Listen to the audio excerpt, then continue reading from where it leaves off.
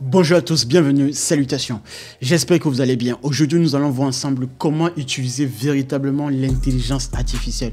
Comme vous pouvez le voir actuellement, vous voyez mon écran au même moment où je vous parle là.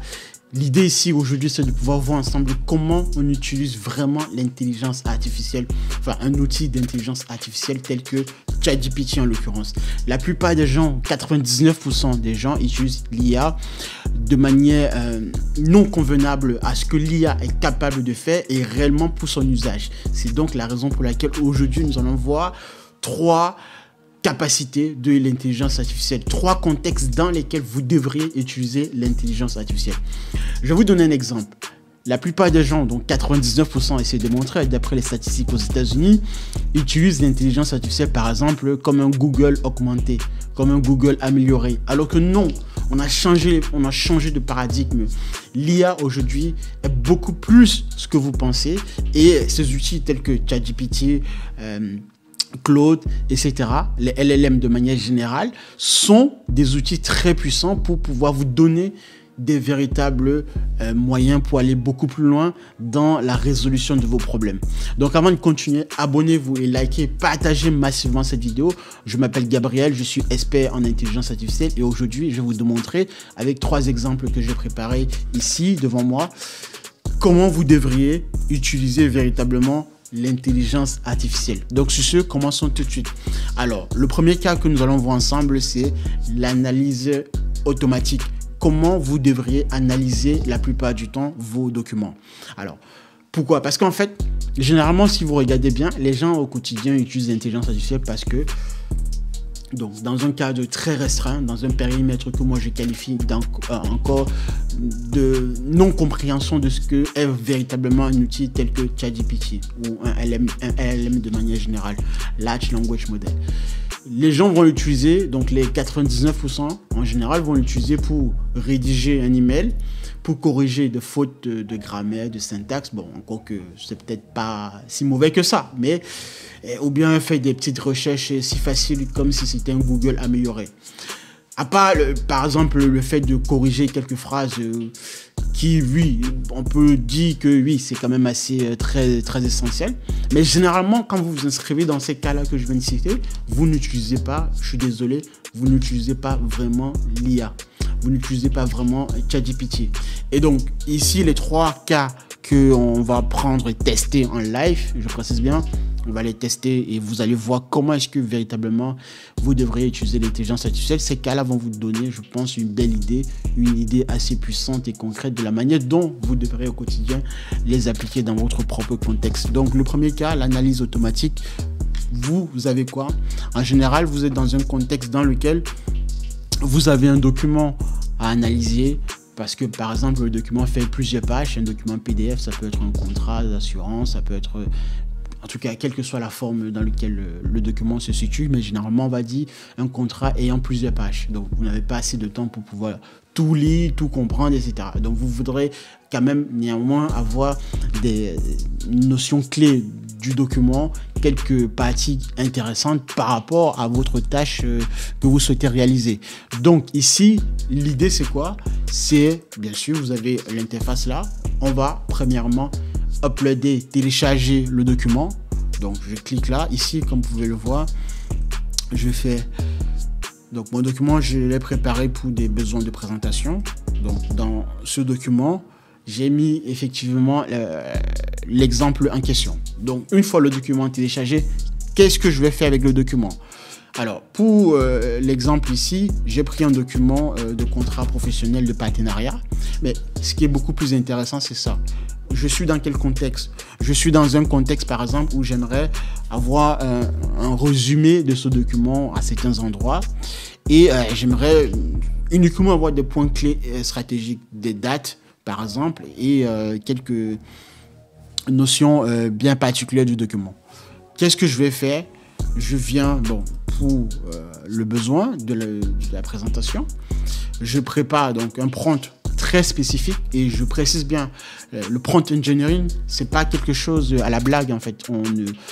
On ne s'invente pas comme ça des phrases toutes faites pour pouvoir écrire des bons prompts. Ici, donc, vous avez devant moi le premier prompt que je vais prendre pour pouvoir analyser le document en question que je viens de télécharger. Alors là, ici, ce que vous voyez bien, c'est Claude.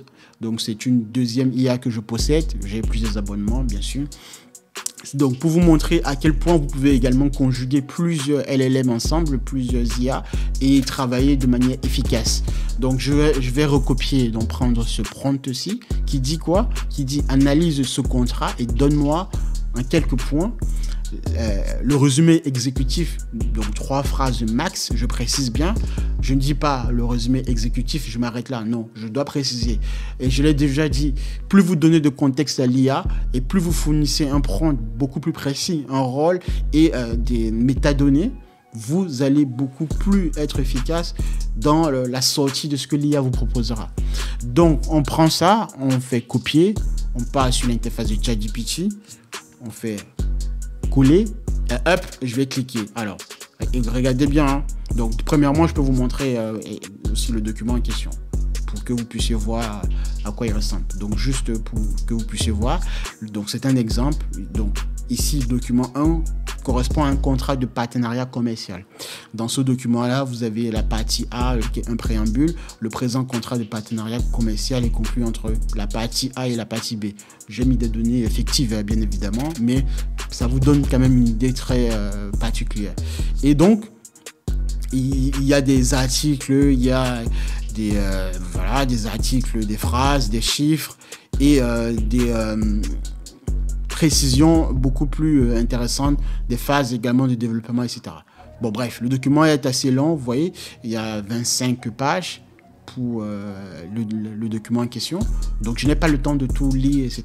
Mais par contre, ce qui est plus intéressant pour moi, je vais préciser, puisque j'en ai pris 3 documents. Pour le premier document, je vais rajouter simplement ici, là, dans ce prompt ici,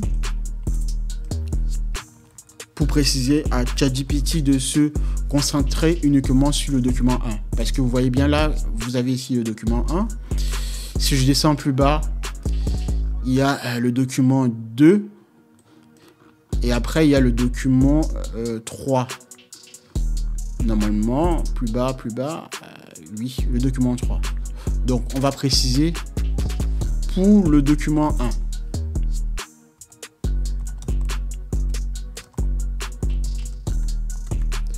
Ok, voilà.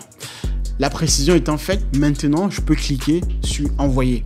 Alors, petite chose ici au passage, c'est que je peux regarder ici quel modèle j'utilise de ChatGPT. Donc là, j'utilise bien évidemment la toute dernière version 5, mais de manière automatique. Je peux passer sur la version Thinken qui va demander à ChatGPT beaucoup plus de calculs et ça me prend beaucoup plus de temps. Donc, et pour les besoins, je pense que la version 5 est assez suffisante. Et je peux également prendre la version instant, voilà, ou auto. Donc, on va laisser ChatGPT décider du temps de réflexion. Vous avez ici des petites phrases qui résument le modèle en question. Donc, ceci du temps, je fais envoyer. On va observer. D'accord? Donc, il est en train d'analyser. Voici une analyse structurée du document 1, contrat de partenariat. Donc, il a bien reconnu, évidemment, que c'est un contrat de partenariat. Donc, il résume en fonction. Après, on va vérifier, bien évidemment. Et je vous montrerai comment vérifier la sortie donnée par ChatGPT. D'accord, ok, il a terminé. D'accord? Ici, il a terminé. Maintenant, observons. Moi, j'ai demandé un résumé exécutif, 3 phrases max, point de négociation critique, risque juridique potentiel, date clé à retenir. Ok? Ici, donc, 3 phrases max. Première phrase, deuxième. Alors, bon, allez. Bien sûr, donc revenons un tout petit peu, oui, première phrase, d'accord, résumé exécutif, deuxième phrase et troisième phrase, ok. Donc là, j'ai bien les 3 phrases en question. Ensuite, point de négociation critique, donc point 2, ok, nous avons la partie 2. Après, risque juridique potentiel, je regarde, nous avons partie 3 et 4, les dates clés à retenir. D'accord. Bon. Veux-tu que je prépare un tableau synthétique reprenant ces éléments, par exemple, etc. Bon. On voit bien qu'il a fait exactement ce dont je lui ai demandé. Donc, voilà déjà comment, au quotidien, vous devrez utiliser ChatGPT pour résumer vos documents, extraire des points critiques du document, des parties essentielles telles que des risques juridiques en fonction du document, de la portée du document, et des dates clés à retenir. Ok? Je peux aller plus loin, par exemple. Je peux aller plus loin en posant quoi? En allant demander, par exemple, de certains éléments, par exemple, des clauses, des risques, des actions recommandées, etc. Par exemple, si je vous donne un autre exemple, je vais dire, par exemple, on va prendre, hein, donc copier. J'arrive ici. Je fais hop, coller. Je fais cliquer. Bon, là, il est en train d'analyser le document. Pour l'instant, il écrit avec une bibliothèque Python Panda et on verra par la suite ce qu'il va me donner en sortie.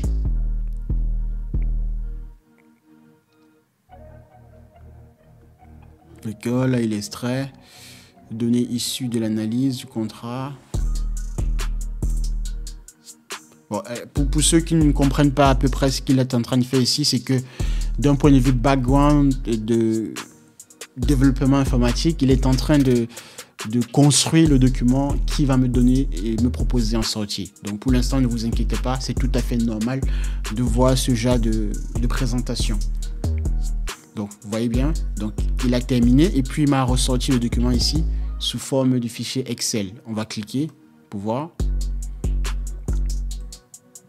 Hop, donc là, ici, on va ouvrir le document, le fichier en question. Vous voyez bien? Voilà, voici le fichier. Donc, il a été capable de me donner des clauses, les risques, il les a classés, des actions recommandées et des deadlines. C'était bel et bien ce que je lui ai demandé de faire, puisque j'avais proposé quoi? Colonne 1, clause, colonne 2, risque de 1 à 10, action recommandée, colonne 3 et colonne 4, deadline. Donc voilà ce que vous pouvez mettre encore en œuvre pour aller beaucoup plus loin dans l'analyse. Maintenant, passons à la deuxième capacité, au deuxième potentiel intéressant lorsque vous devriez utiliser ChatGPT, le générateur de workflow. Alors, comment il fonctionne? Vous êtes dans un contexte, par exemple, de chef de projet, de mise sur pied d'un budget, vous avez des objectifs à atteindre et vous devriez mettre sur pied un système capable de vous aider à générer rapidement des analyses basées sur un workflow automatisé. D'accord? Donc, ici, qu'est-ce que vous devriez faire? Puisque, évidemment, imaginons qu'au quotidien, vous avez plusieurs études de documents à évaluer. Et l'idée ici, le challenge, c'est de pouvoir rapidement, à un instant, de les évaluer avec une efficacité beaucoup plus accrue. Qu'est-ce que vous devriez faire? En général, dans un contexte comme celui-là, on vous demande de mettre sur pied des dashboards. Les dashboards, c'est très important, donc avoir des tableaux, Power BI ou Excel, etc. Peu importe la forme, mais en général, un tableau, des camemberts avec des chiffres, etc.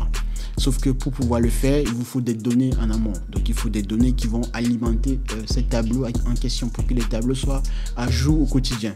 Et donc ici, ChatGPT va vous permettre de construire votre système de générateur de tableaux. À travers quoi? À travers un prompt qui va vous permettre de créer le générateur de workflow automatisé. Donc, à chaque fois que des données seront mises en entrée, automatiquement, votre workflow automatisé pourra vous fournir la sortie du tableau ou les données en question nécessaires à votre évaluation. Donc, on est dans ce contexte-là. Qu'est-ce qu'on fait? On vient ici, côté Claude. Par exemple, on va prendre ce prompt-ci. Regardez bien ce prompt, les amis. C'est très essentiel parce que je précise toujours que quel que soit votre profil technique ou non technique, ce qui vous amènera pas la voie la plus royale, la voie la plus facile, à intégrer dans le contexte technologique de l'intelligence artificielle, c'est la maîtrise du prompt engineering. Si vous ne savez pas prompter, d'accord, excusez-moi, parce que j'aime pas trop les anglicismes, prompt engineering, etc. Mais je suis un peu obligé, par contre, un peu pour le vocabulaire, pour vous habituer au vocabulaire, parce que si vous allez beaucoup plus loin dans l'IA, vous allez forcément vous former à l'anglais et comprendre l'anglais. Bon, de toute façon, c'est un peu comme ça, on va dire depuis des années. Mais le prompt engineering, c'est très essentiel dans la compréhension de l'intelligence artificielle. C'est ce qui guide, en fait, qui oriente vers où l'IA devrait y aller en fonction de vos objectifs. Et savoir prompter, c'est savoir donner du contexte à l'IA, mais selon une méthodologie bien structurée. J'en ai déjà fait une vidéo là-dessus pour vous présenter les principaux composants que vous devriez intégrer dans votre prompt pour pouvoir guider l'IA. Donc ici, par exemple, je dis à l'IA, tu es un chef de projet expert. Je l'assigne un rôle. Donc l'IA comprend par là que elle doit donc se positionner en tant que chef de projet expert. Donc c'est bien précis. Je lance une campagne marketing pour notre nouvelle app mobile. Donc je précise quand même le contexte. Dans quel contexte tu es chef de projet. Ok. Je donne le contexte maintenant, les contraintes ici maintenant. Donc il y a des limites à mon projet, à ma campagne marketing. Le budget est précisé, la timeline, l'équipe, l'objectif. Et après, je lui demande quoi? Je demande à l'outil de me créer un workflow complet avec, je précise également, la sortie du workflow. Précision toujours, à chaque fois. Plus vous êtes précis, mieux c'est. Voilà. Allez dans ce principe-là. Donc, je fais copier. Je viens ici. On va reprendre, coller là. D'accord? Maintenant, alors, petite question, je vous demande. En général, je vais tester en live avec vous. En général, dans ce cas ici, je pense, et on va le vérifier, qu'il n'est plus obligé, on n'est plus obligé en fait de télécharger encore une fois de plus le même document, parce que, alors, puisque c'est sur le même document sur lequel je travaille, donc je ne suis plus obligé de uploader, de télécharger à nouveau le même document. Par contre, en revanche, si je travaille sur un autre document différent de celui téléchargé ici en première instance, va falloir remettre un autre document et préciser bien évidemment. Donc là, je peux juste à travers ce prompt là lancer la requête et attendre de voir le résultat. Donc on va cliquer ici. Hop. Donc là, il est en train de réfléchir. Ça prend un petit temps. Ok, parfait. Ok. Posons ça comme un vrai plan de bataille de chef de projet marketing. On veut que chaque euro travaille, que chaque semaine compte et que les 10 000 téléchargements ne soient pas un rêve, mais une ligne dans le reporting. Donc, il est en train de travailler. Donc, première phase, donc phase détaillée, la timeline en 3 mois. Hop, hop, là, il travaille, il observe. Template, ok. Donc, il est en train de me donner tous les éléments nécessaires que j'ai demandé dans ma requête. Hein. Donc, j'ai précisé un budget, une timeline de 3 mois, une équipe de 5 personnes, un objectif de 10 000 téléchargements. Et le but, c'est que, évidemment, voilà, qu'il me produise un workflow complet avec les différentes phases ici en question. Voilà. Donc, hop, il a terminé en question. Donc, observons ensuite la sortie. Toujours observer la sortie du ChatGPT pour s'assurer qu'il n'est pas en train de vous raconter n'importe quoi, bien évidemment. Donc, le workflow est constitué des phases détaillées. Première phase, préparation entre 1-2 semaines. Définir les personas et messages clés. Mettre en place l'identité visuelle, les assets, etc. Screenshot, vidéo, code, voilà. Phase 2, pré-lancement, entre semaine 3 et semaine 4, etc. Jusqu'à la phase 4. D'accord, jusque-là, pas mal. Ensuite, un template pour chaque livrable. Donc, pour chaque livrable, il précise un nom fictif, photo, stock, etc. Voilà, jusque-là, ça me semble OK. Voilà donc comment vous devriez utiliser ChatGPT pour mettre en place véritablement des vraies méthodologies efficiente, efficace dans l'analyse de vos documents. Pas simplement taper des mails ou corriger vos fautes ou bien poser de simples questions. Allez beaucoup plus loin dans l'analyse. Donc, sur ce, je pense que vous avez bien compris comment vous devrez par la suite maintenant exploiter cette sortie. Libre à vous maintenant. Ce qui est bien, c'est que en tant que concepteur et développeur des solutions d'intelligence artificielle, ce que vous voyez par exemple ici, veux-tu que je génère donc une dernière phrase de suggestion par la suite. Cette phrase-là, elle n'est pas mise au hasard. Elle est toujours en fonction du contexte que l'outil vous sort et en sortie ici. Et en général, c'est pour vous donner, comme je l'ai précisé à chaque fois, l'IA. Si vous devriez résumer l'IA en quelques mots, c'est l'illusion d'être compris. L'illusion d'être compris, c'est ici vous donner véritablement une immersion de compréhension de ce que l'IA est en train de faire par rapport à votre demande, par rapport à votre requête. Donc, quand il vous donne cette suggestion ici, puisque vous avez posé cette question, d'accord, on va dire ce prompt, la suggestion sera basée logiquement, comme une suite logique, une suite causale de ce qui pourrait potentiellement être fait après cette action. Voilà la raison pour laquelle on programme, les développeurs derrière, les concepteurs mettent en place ce genre de phrase. Donc, il y a un générateur derrière, bien sûr, basé sur de la logique d'inférence. C'est très essentiel et technique quand même à comprendre, mais sachez que ces phrases ici ne sont pas mises au hasard. Si vous regardez, je reviens un peu plus haut, par rapport au précédent prompt, il y avait une autre phrase de suggestion. Souhaitez-vous que je génère, etc. Même chose, c'est par rapport à ce que j'ai demandé précédemment. Donc, comme une suite logique, évidemment. Bref, on va continuer et terminer avec le dernier cas qui est, ici maintenant, un cas le plus important, l'analyseur de données en temps réel. Même chose, toujours, vous avez un document assez très grand, donc qui peut avoir 50 000 lignes, voire plus. Un document produit, vous êtes dans un contexte de vente, des produits, des dates, des régions, et vous devriez analyser, explorer ces données-là en un temps record. Aujourd'hui, vous avez plusieurs outils en ligne, Power BI, etc. et plein d'autres outils de ce genre. Donc, l'idée, évidemment, ici, c'est d'utiliser ChatGPT pour vous aider à accélérer votre analyse. Qu'est-ce que je vais faire? Je reviens, même chose ici. Je vais reprendre un prompt que j'ai défini, d'accord? Pour que vous puissiez mieux comprendre comment analyser réellement un document en contexte entreprise. Donc, je vais par exemple prendre ce prompt ici, analyse ce dataset de vente et donne-moi les statistiques descriptives clés, tendances temporelles, top, flop, produits, régions, etc. Donc, on va prendre ça, hop, je viens sur l'interface du ChatGPT, je fais uploader, enfin, copier-coller tout simplement. Et donc, puisque je travaille toujours sur le même document, je précise bien, nul besoin de remettre à nouveau le même document. Voilà. Parce que le contexte, en fait, il y a la fenêtre de contexte n'est pas encore terminée et l'IA comprend bien que je travaille toujours sur la même logique. Donc, je peux aller ainsi. Je fais hop. On attend. Donc là, il est en train de réfléchir. On observe, on regarde.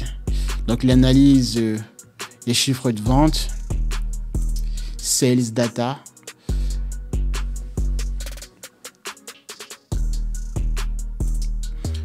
Donc là, il prend un peu plus de temps, comme il a dit, pour après me fournir une démo, un graphique si possible, ou plusieurs d'ailleurs.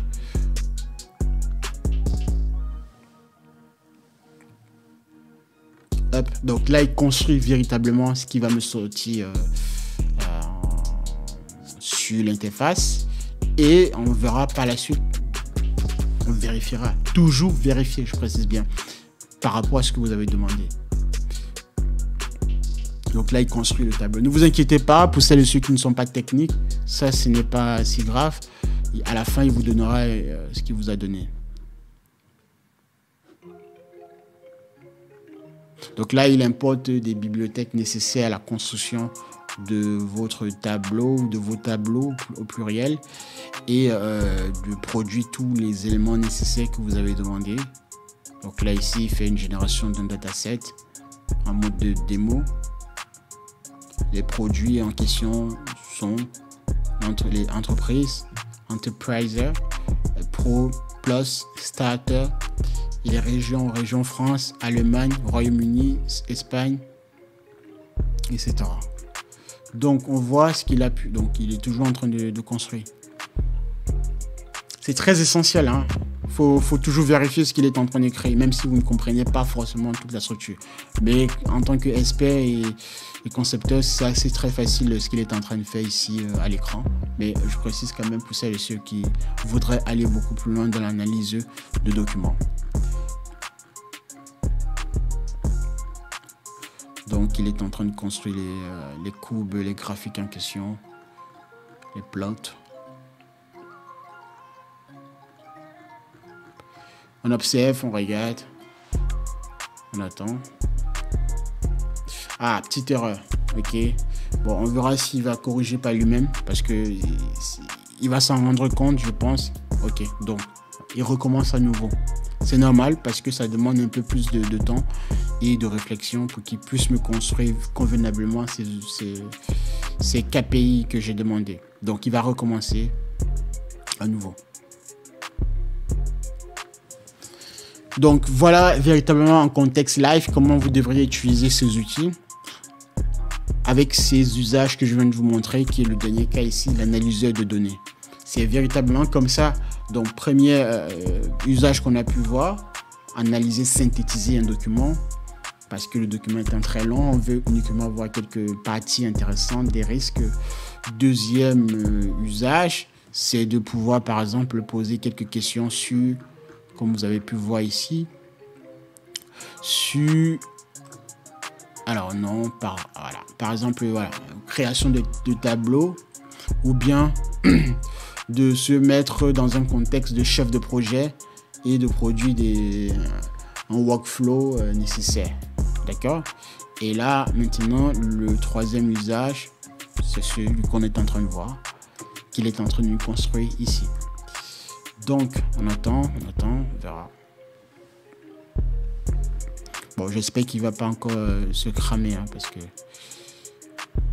ouais, là, il est en train de bloquer. On attend un tout petit peu. Voilà. Donc, il m'a créé effectivement le graphique. OK. Et j'attends la sortie finale. Un tout petit peu. Pour voir si évidemment il va conclure par une phrase de suggestion. Sinon on va s'arrêter là. Mais ici au moins quand même j'ai le graphique. Voilà. Donc il est en train de produire. Ok. Hop. Toujours laisser juste à ce qu'il arrive à la fin, à la conclusion, et vous proposer une phrase de suggestion. C'est à ce moment-là que vous saurez s'il a terminé ou pas. Donc pour l'instant, j'observe, je le laisse. Hop. Donc il pousse l'analyse plus loin. Et en fait, il m'explique ce qu'il a pu produire. Voilà. Comme une légende avec un graphique. Voilà. Donc là, il a clairement terminé. Donc juste à ce que je vois ces icônes-ci. Tant qu'il les a pas affichées, il n'a pas terminé.